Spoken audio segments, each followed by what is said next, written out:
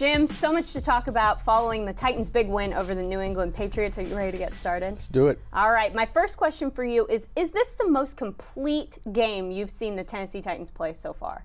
From beginning to end, I mean, obviously the game against the Eagles ended well, but there were some moments that kind of led up to the team needing to finish it off with a comeback. I thought the pressure on Brady was great throughout, what they were able to do to limit his effectiveness on offense. I think the Titans were effective moving the football from the very beginning. I thought special teams contributed with a big play from Darius Jennings right at the start. So I think the result maybe surprised some people. I think the margin of victory and just the complete performance was probably a shocker to a lot of people.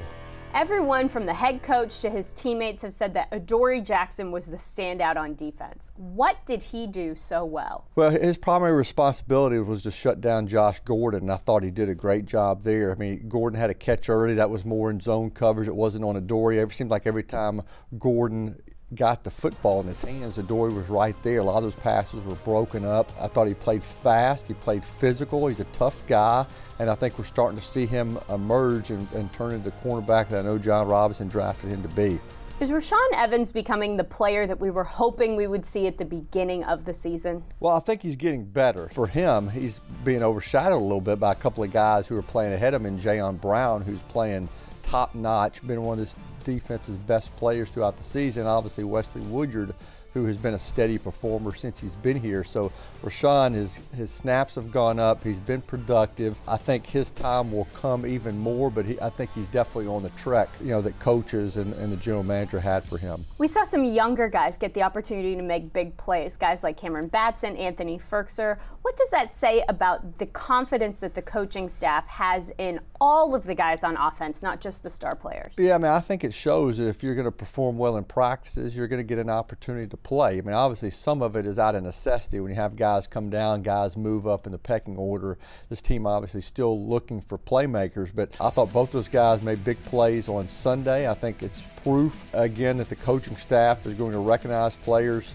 that are performing well. I think David Fluellen, to some degree, he kind of got rewarded. Unfortunately for him, he suffered a knee injury, but the coaching staff has looked for playmakers and found a couple there. You mentioned the special teams and how they performed at the beginning of the segment. Tell me who was the MVP on special teams for you? Well, I have to give it to Darius Jennings just because of the way he impacted the game from the very beginning. I mean, this was a game a lot of people circled on the calendar. I know it meant a lot to a lot of guys.